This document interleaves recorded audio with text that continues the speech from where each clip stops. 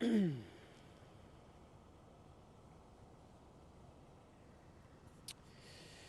everyone, my name is Bryan Llenas, national correspondent at the Fox News Channel. Thank you so much for joining us on all of our live stream social media platforms, TikTok, Instagram, X, you name it. We are now day 5 of this investigation here in Providence, Rhode Island. We're standing on an intersection called of Cook and George Street, a block away from the engineering and physics building of Brown University. And the reason why we're standing at this intersection is because this is an intersection that has become important to the investigation for a pretty interesting reason. The second person that police are looking for, it all happened here. So first things first, I'm going to show you a surveillance video that has really sparked a lot of people's interest, and it shows the second person of interest that they are not a person of interest, but the second individual they're looking for. They don't know this person's gender. They're not calling this person a person of interest or a suspect. It's just somebody who came in very close proximity to the primary person of interest, the person believed to be the gunman, at 2:16 p.m. on Saturday, just less than 2 hours before the shooting. So let me show you the surveillance video. Again, we're standing where this surveillance video was taken, and I'll walk you through it here in real time. But let me show you the surveillance video first, okay? So let me see if I have Dave here show you. I'm going to see if I can show you. So this surveillance video, let me just re-rack it. Again, taken at 2:16, and it shows the primary person of interest is in green there, and he's walking up Cook and then turns around and runs. And you can see him hide behind bushes, okay? And at the same time, the second person they're looking for is going to show up on the corner right over here. You'll see them. Coming up there, right? You see it? Okay. Then look over here. That's the primary person of interest. Then bolting again. You'll see it right now in a few seconds, running down the street. Now, it's really interesting because we'll play this again because this is really the video that matters a lot in terms of this second person, okay?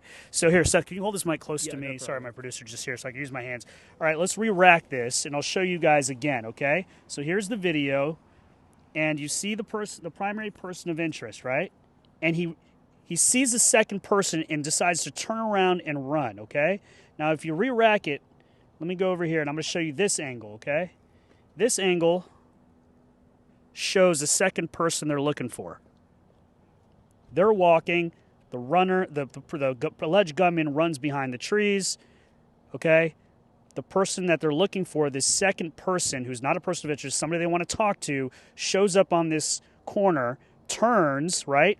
Then goes behind these bushes, and the primary person of interest is here, and you'll see the alleged gunman run. Now, what's interesting about this is, like, there's a moment here behind the, if you look at it, there's a moment here where okay, there's a moment right, let's go over here, person walks, that's the second person looking for, something happens over here. I mean, the person that they're looking for is there, and then the gunman walks out and runs out. Again, so they're looking for that second person because just how close that person got to the alleged gunman, the person they're looking for. And it all happened here on Cook and George Street, neighborhood right next to Brown, okay? So we'll reenact it here in person so you guys can see it in real life. So essentially, the second person that they're looking for was walking east on Cook Street, okay?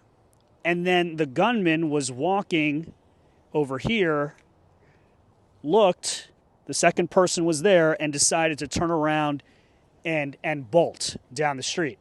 And so when they bolted, we'll show you over here, the guy that they're looking for, the alleged gunman, is hidden here, right? And that second person turns the corner, and then what you end up seeing is the person they're looking for, the gunman, just continue to run. And the reason why we have the video, that surveillance video, is actually because it was taken from the Rhode Island Historical Society building. And you can see, if we zoom in, you can see the surveillance camera on that building right there. So that caught that interaction. And again, this happened at 2:16 p.m., 2 hours before the shooting.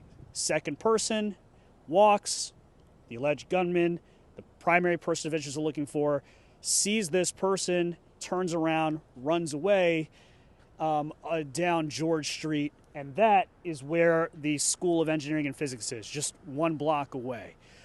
So it's a fascinating interaction, and they've sent out photos. I don't have those photos right now, the still images of that second person, and they just are saying if anybody can identify them, please do. We want to talk to that person. We want to interview them because they were the closest person to this primary person of interest that they're looking for. A lot of language to describe these people. But there is a 4 p.m. news conference today. We hope to get more answers. Yesterday we had a news conference with them. They're fascinating if you haven't seen them on TV. We're trying to get as many answers as we can. I want to give you a better sense also of the neighborhood. You know, a big part of all of this is there's surveillance cameras. There weren't a lot of surveillance cameras that captured the incident on Brown University's campus. It's on the edge of this residential, beautiful neighborhood. So what police have been doing is they've been canvassing here for the last 5+ days, asking residents if they have any surveillance footage that they can look at. And so they've released people have given him videos, and the police have released a map, but that map essentially has an area of focus, and it shows that, frankly, they have more video before the shooting than they do after the shooting of the primary person of interest, the guy they believe to be the shooter, and the trail goes cold. And so we've seen police cars here, actually, along this street. You can see them right there. Yeah, and so that's an interesting thing. They've been here obviously with a higher police presence, not only for security, but because they are canvassing the area for any evidence. They need to identify this person. Spoke to the mayor, Brett Smiley, talked about whether or not whether they need more cameras. He says that they have cameras that look at license plate readers, and that they're going to do a review when this is all said and done and see if they can add more cameras to residential areas so they don't have to rely on normal people here to look at their own surveillance to try to catch a murderer. And so that's been a big part of this as well. I just want to catch you guys up generally, though, on the investigation and what we know. At this point, we're starting to know more about the evidence. We pressed them yesterday at the press conference. Our own Paul Murrow at the Fox News Channel, who was an former NYPD detective as well, has said that they have found not only DNA, we know that now, there is DNA that they are using to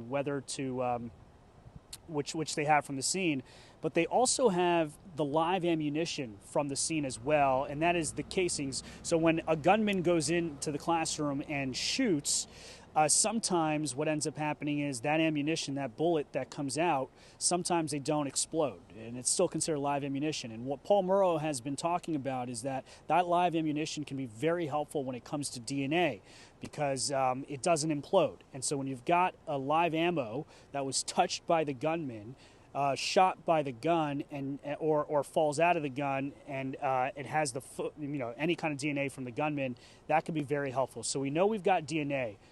We don't have any video from inside the classroom 166.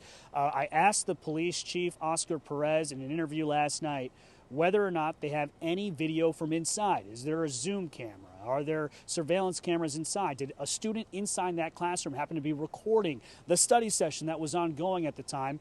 And he says as of now, they have no video from inside the classroom at the time of the shooting.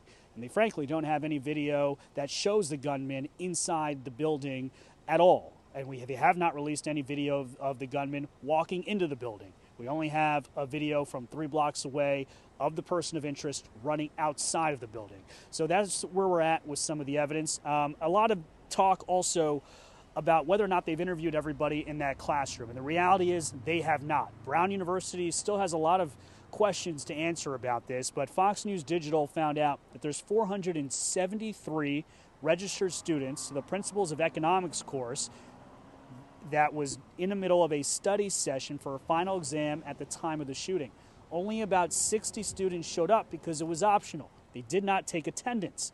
And so they don't have a full accounting of which student who was there at the time of the shooting. And so they're asking students who were there in the engineering and physics building the day before and the day of the shooting to reach out so they can be interviewed, and they can try to take more eyewitness testimony that can help in this investigation, as they look for now 2 people.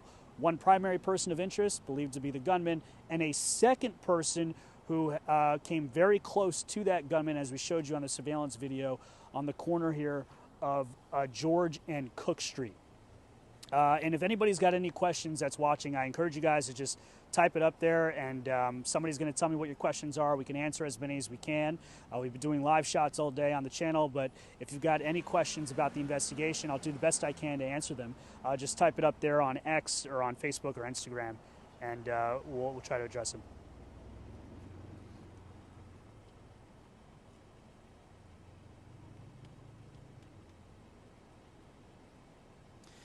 Yeah, so whether or not this was a targeted attack, the authorities have not told us anything that would suggest that it's a targeted attack. In fact, they say they don't have any evidence that this was a targeted attack. They have no motive.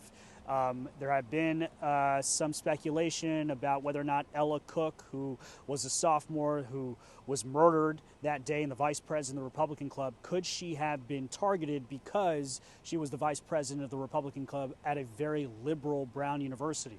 And they have so far given us no evidence, have said there's no evidence to suggest that someone was targeted. Now, what's interesting about this is also that our Paul Murrow has reported that this was a study session, and I'll ask my producer for some help on this, Seth Andrews, but Seth, you're aware of Canvas?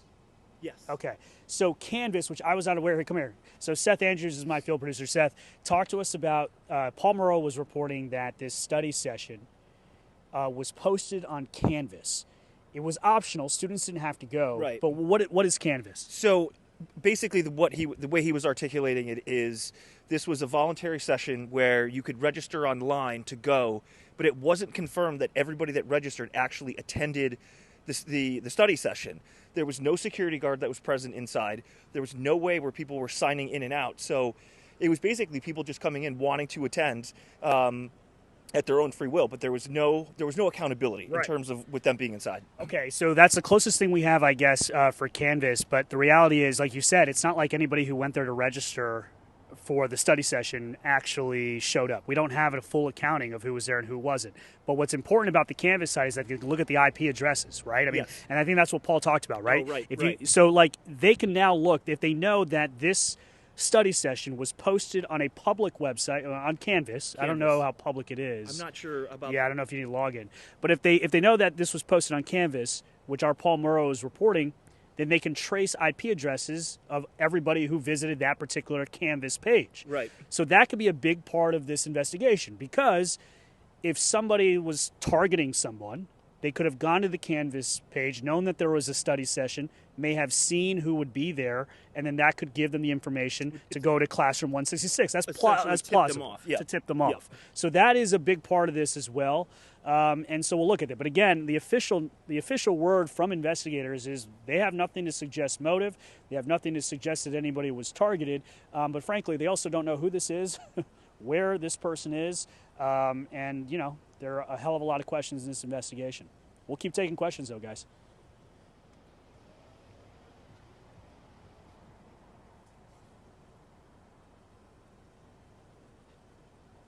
So when I talk to investigators about this, people are always asking how, you know, one of the questions is, why is this taking so long? I think a couple of things. One, we're so used to, unfortunately, seeing school shootings where we have an end result, and that end result usually is dead innocent students and also a dead gunman.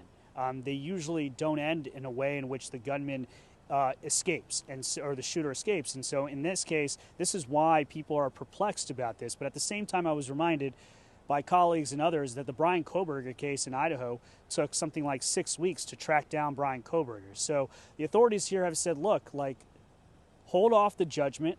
We're doing old-fashioned police work. We're doing the best we can. And they're confident that they're going to catch this guy. But yeah, the lack of surveillance video is a big reason why I think so many people have questions. Because if they had the right surveillance video, then you better believe a better image of this individual would have been put out. They probably would have been able to more easily have identified this person. And I'd probably be here talking to you at the very least with a name of someone that the FBI and the U.S. Marshals are searching for. But because of the lack of surveillance cameras in that building engineering and physics building, which was an old building, the old wing of like multiple buildings there, and there were no cameras. We don't have a really clear image of this person, and we're relying on residential cameras and surveillance cameras from blocks away to give us images, which is why the investigators are still canvassing this neighborhood to see if anybody's got clearer shots of this person that they can give to us, and then we can give to you guys, and they can post on social media. But that's the reason why. You know, look, it's been 5-6 days, and they'll tell you it's not that long, but I think people are justified to have major questions about this because this is not normal, right? This is an odd thing, and we don't hear about gunmen going into schools, killing people, and then successfully escaping. And so, yeah, these are legitimate questions. And again, I think a lot of these questions do fall on Brown University as well, and they're going to have a lot to answer for. And we keep trying to ask them at press conferences, but you know, when this is all said and done, there'll be a lot of reviews and a lot of finger pointing and questioning. We'll keep taking questions, guys.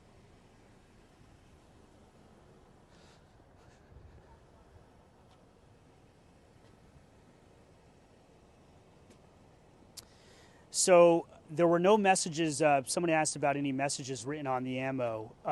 It's a great question. They have not said anything about any messages written on the ammo. But that actually will be a question I'll ask at the 4 p.m. news conference if nobody else does ask. I will tell you this.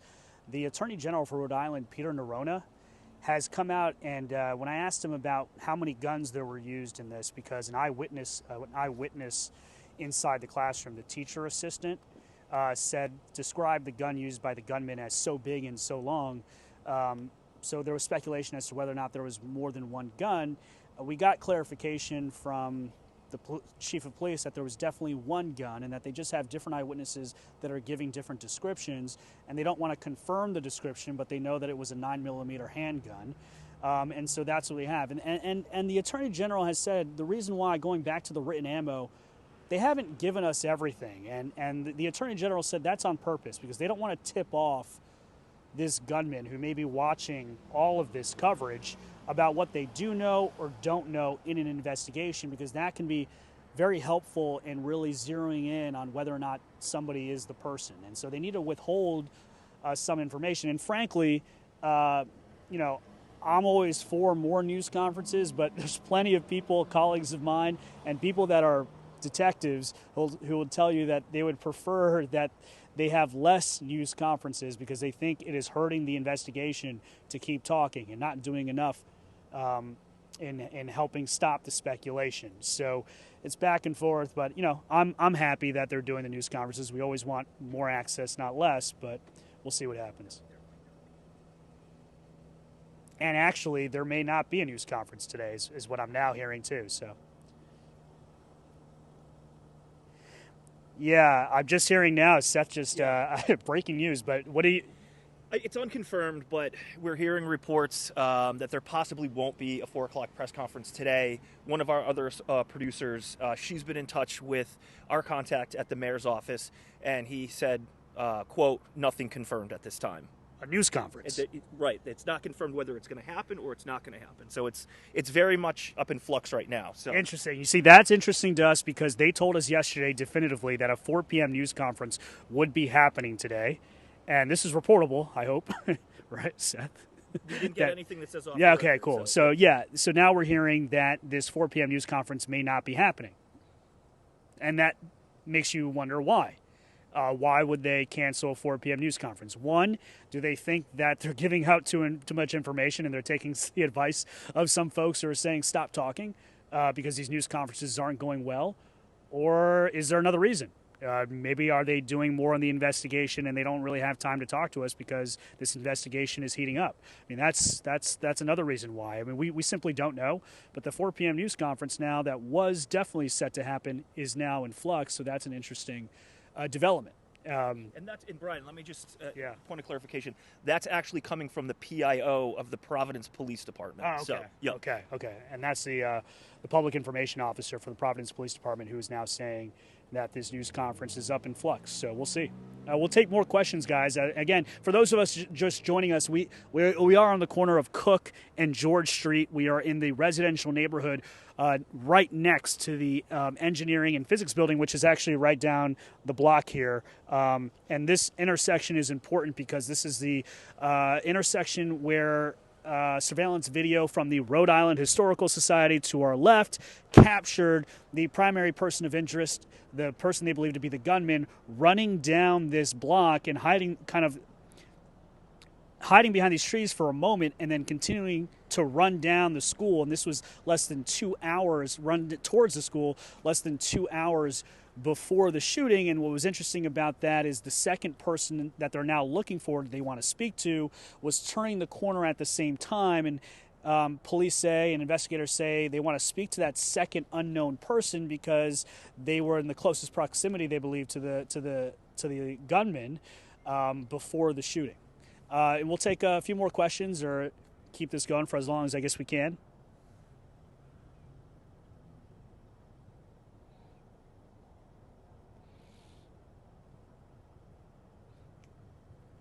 Yeah, that's going to be a question that, they did not acknowledge what happened behind this bush. That was us with our own eyes looking at it. They've only said, frankly, they don't know, which is why they want to speak to this person.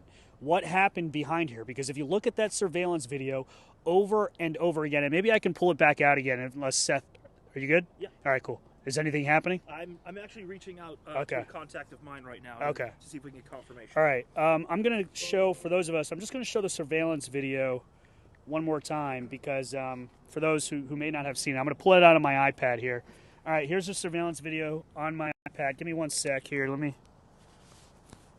Okay, here's a surveillance video. Let's, here, I'll do it this way. Okay, here we go. So, never mind, here we go. Here's the video. This is the primary person of interest, the person they believe to be the gunman. He runs behind this bush, okay? There he goes. A few seconds later, on this corner, you're going to see the second person show up here. The person that they're looking for, rounding the corner, there. At that point, let's look over here. That person goes there, and then the gunman run this way. So that's what we'll do it one more time. Here we go. One more time. Here's a surveillance video. Primary person of interest with the gun. Person walking that they're looking for. Oh. Let me do that again. Sorry, Dave. Okay, primary person of interest with the gun, walking on the corner. Stops. Whoop, turns around. Gotta go.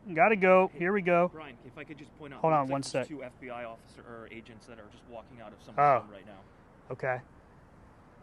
All right, guys, we're seeing some FBI agents who look like they're knocking on doors here in the neighborhood, which is interesting because we were told that investigators are still canvassing this area. So that's interesting. So this is something that we've been talking about all along here, that this is the area of focus of the investigation. And it looks like, you can zoom in there, Dave, these are FBI folks who are, looks like, door knocking and continuing to canvass for tips or any kind of video or any kind of maybe obviously evidence pickup. And this is all in the center of the area of focus for this investigation, which is a big block. I don't know how big of the area of focus was in terms of blocks, but it's essentially, it includes like half the edge of campus and most of the neighborhood to the right is the area of focus. So that's interesting. We'll keep an eye on that. As you can see, the FBI agents sort of walking down the street, door knocking. We also see a police car over there on the corner. And this is, again, a block away from the engineering and physics building as they continue this investigation and look for any tips or leads. And noted, too, when you were getting all of this situated to go online, Dave and I saw 2 other what looked to be plainclothes Providence PD officers that were either rounding the corner or going to another home also. So now it looks like you have about 4 or 5 that are just right in this general area. And this is the corner of Cook and George Street. Again, a block away from the engineering and physics building where the shooting happened. Let me go right back to the video one more time because we're right here on the block. Show you the surveillance video. This is, we'll hit play again one last time. You'll see in the green, this is the primary person of interest, the believed to be the gunman. There he is. Oh, turns around. Time to go, time to go, time to go. And then you look over here, and you're going to see the second person they're looking for show up on the corner. Should be, there it is, popping up. Here, here, here. Okay, turns. And then look. Keeps going. And then here, the gunman comes out. Seemingly looks like the gunman running, right? That's what that looked like, yeah. So it's interesting, and that's why they want to speak to that second person. And who knows what happened there? And that's why they don't know. They didn't tell us because they want to speak to this person to figure that out. Any other questions on social media, guys, before we wrap this up?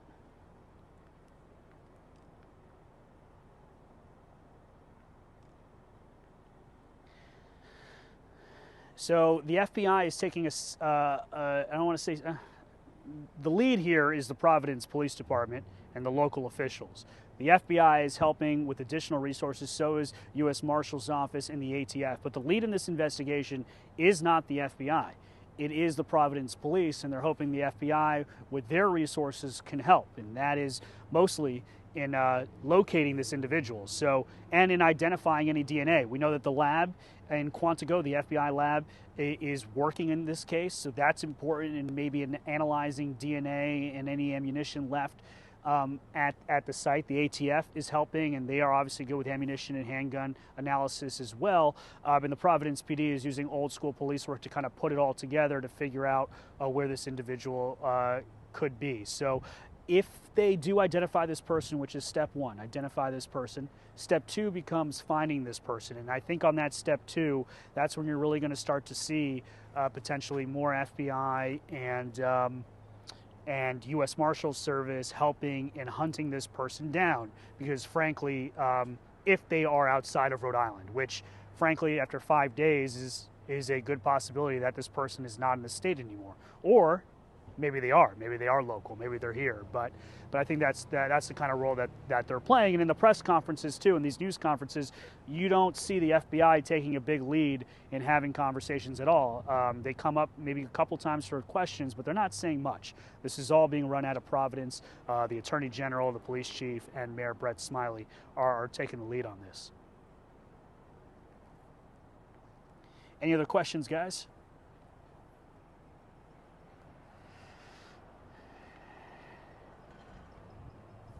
No, they haven't said that they have any evidence at all that it is linked, but I will say that that is an open investigation. And that happened an hour north of where we are with a gunman here on the loose. So it's a valid question. We keep asking. So far, the DA has given no update on that. Is it possible? All things are possible, but they just have not given anything to say that there's a link at all. At least not yet. But right out of the gate, they've been saying, no, that doesn't appear to be, but we'll see. They can't say. So they won't say because they say that they don't have the information to say that that's happening. So we'll see what happens. But the MIT case right now, at least from our perspective, they haven't given us any evidence to suggest that they're linked, only the fact that it was an hour away and obviously on a college campus, which anybody who uses common sense, you'd want to know if they are linked. So again, a good question, and we're trying to figure that out as the investigation continues. I think a big part of figuring out MIT could also be looking at the evidence that was left at MIT to see if it matches anything here, and if there's a match, then that would be huge. But right now, we have nothing to suggest that there is at all, that they're related at all.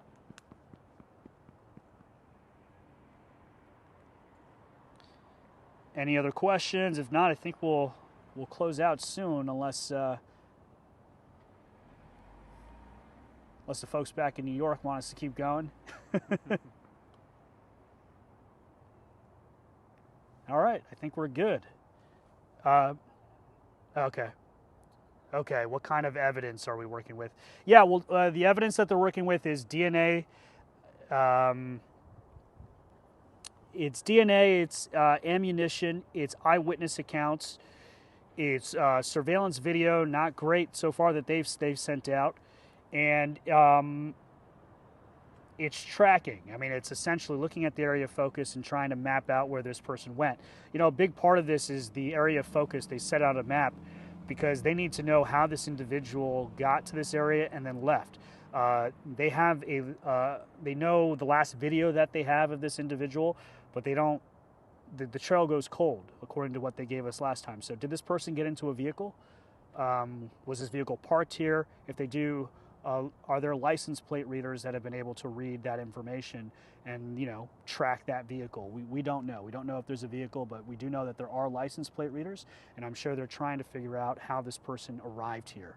And that'll be a big part of the investigation. Well, anyway, thank you guys so much for joining us here on Fox News. Thank you so much for watching us on TV and here on X, Twitter, Facebook, Instagram, TikTok. Really appreciate your time, and just follow our colleagues. You can follow me, Paul Murrow, CB Cotton. They'll have all the, Brooke Taylor. They'll have all the updates for you as we try to, you know, bring you the best we can, trying to bring you here as best we can on the street and show you the latest evidence. Thank you guys so much for all the support, and we'll catch you soon. Thank you.